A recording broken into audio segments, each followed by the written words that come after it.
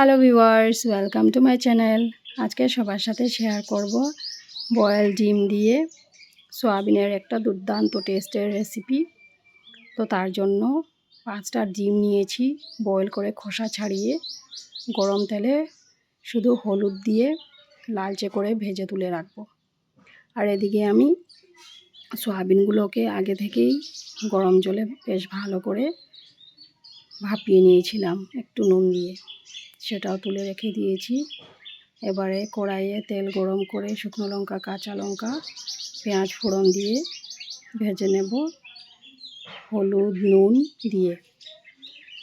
তারপরে এগুলো একটু ভাজা হয়ে গেলে আদা রসুন বাটা দিলাম, ভেজে নিচ্ছি। তারপরে টমেটো পেস্ট দিয়ে ভেজে নিচ্ছি।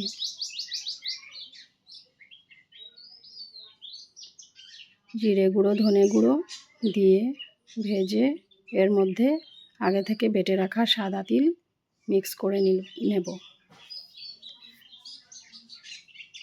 বাটি ধুয়ে জলটা দিয়ে দিলাম, চিনি দিলাম, ধনেপাতা কুচি দিয়ে বেশ ভালো করে ফুটিয়ে নেব।